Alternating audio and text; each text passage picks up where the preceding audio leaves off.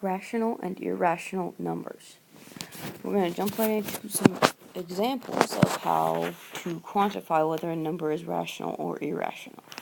So this first one, we have the square root of 16.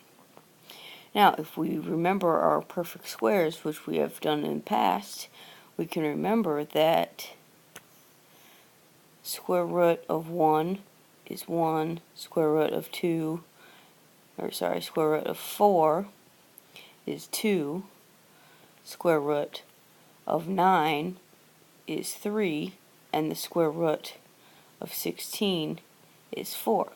So that means our answer is 4, and 4 can be written as 4 over 1.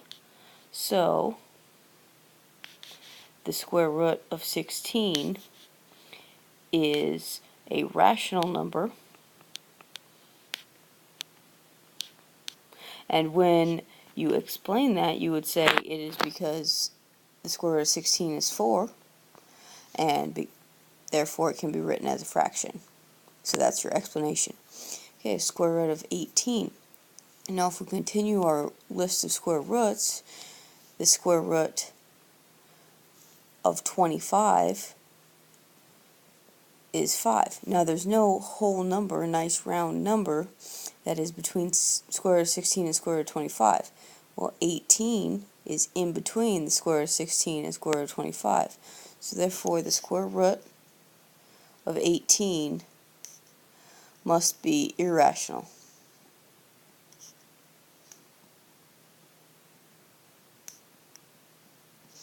Now you should be spelling all this out to explain all this. So just say that because it doesn't fall right on a perfect square, it's going to be a never-ending square root. And finally, 0.33333, and then there's a line over it, which means that it continues on and on and on. Okay, so 0.33, well, one of the rules is a rational number can be written as a repeating decimal sometimes. So this is a repeating decimal.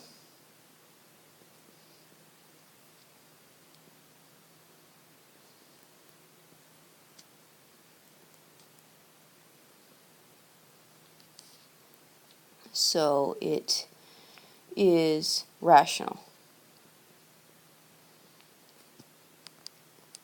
The ratio is actually 1/3 if you're interested. Now we're going to look at what happens when we add or multiply, so add or subtract technically, or multiply rational and irrational numbers. A rational number plus a rational number will always be a rational number. That's the way it's always going to work out. And we'll do some investigations at why this is true.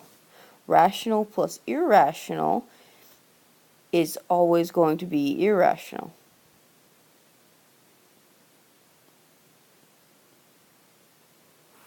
Now, rational times irrational will also always be irrational. And the last one, rational times an irrational, will always be irrational as well.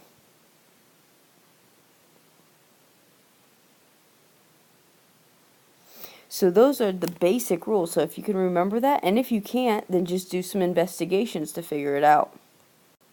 So now we're going to do some examples of why this is true. So our first example, we have the square root of 5 plus 8. So we're going to look at the parts individually to find out if it's rational or irrational. So when we look at the square root of 5, we can see the square root of 5 is somewhere in between the square root of 4.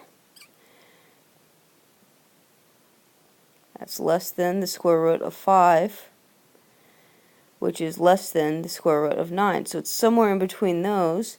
So that means that this is 2.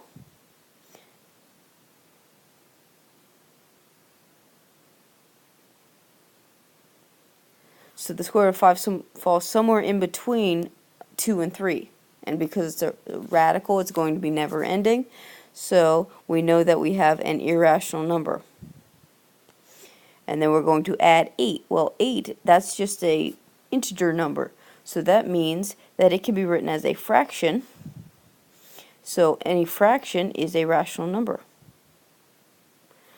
Okay, so we have irrational plus rational. Well, we know that when that's the case, our answer is going to be irrational. So the square root of 5 plus 8 is irrational. And your reasoning would be because a rational plus an irrational is always going to be irrational.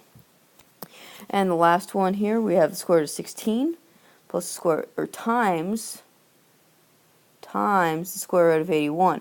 So we have square root of 16, you should recognize that as 4. So we have the square root of 16, which is 4, times the square root of 81, which you should recognize that as 9. So we have 4 times 9. Well, if we do 4 times 9, you should get 36. And then, well, 36 can be written as the fraction 36 over 1. So that's a fraction. So we actually have a rational times a rational. And when we have that, our answer will always be rational. So square root of 16 times the square root of 81 is equal to a rational number. And you should explain that reasoning out.